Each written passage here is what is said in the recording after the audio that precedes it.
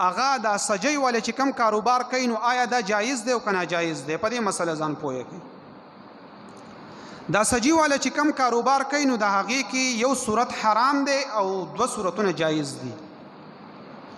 یو صورت حرام دا دی چې دا سجی والا کله چرګ حلال کی نو د هغې نه بعد دا کلمې هر څه پکې لا پراته او دوی ایښېدلې اوبه یې په هغې کې دا چرګ ور واچوي نو د هغې پیده دی چې دا بڼې ترې ډېرې زیات زر په اسانۍ سره لري شي ځکه هغه په پټ کې پخوي نو دا پټ ترې نه لرې کوي نو سره د دې کلمو یې ور واچوي د ګرمو اوبو ته او بیا یې راواخلي او هغه بڼې ترې لرې کړي.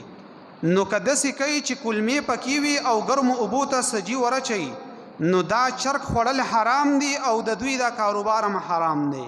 ولی علت څه دی؟ علت دا دی چې دا کلمې دا ګندګي ده او ګرمي اوبه د مساماتو په ذریعه باندې دا په دې بدن کې چې دا کچ کچ سوري وي نو په دې چرګ کې هم دا کچ کچ سوري وي نو دا نجاست د دې سوري په ذریعه باندې د دې سورو په ذریعه په دې ټول چرګ کې خور شي نو لہذا دا هغې خوړل هم ناجایز دي حرام دي او د هغې کاروبار هم حرام دی. د سجی والا دا پرده یو صورت ناجایز او حرام دی.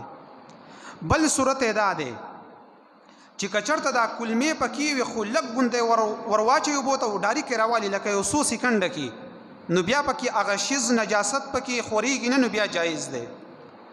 او بل صورت دا دی چې یخو اوبو ته ور واچوي او دا بڼې تې لرکوي نو مشکل وي خو بیا تم لري کېږي نو بیا هم جایز دی.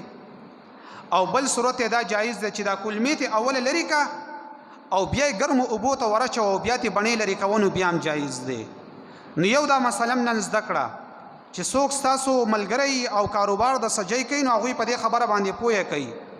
او زه دا ابو یعاز ځکه ذکر کوم چې چونکې د ملګرو سره د الله رب عزت ښه وکړي نو دا پیج یې جوړ کړی دی په دې موبایل نټ باندې چلیږي نو زه هم چې دا مسایل بیان کړم چې خلک به وګوري د خلکو به اصلاح وشي. نو د سجی والا د کاروبار حکم دا شو. یو مسله هم دا